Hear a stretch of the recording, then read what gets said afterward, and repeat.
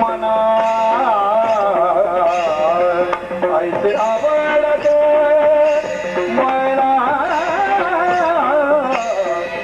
ऐसे आवडते मना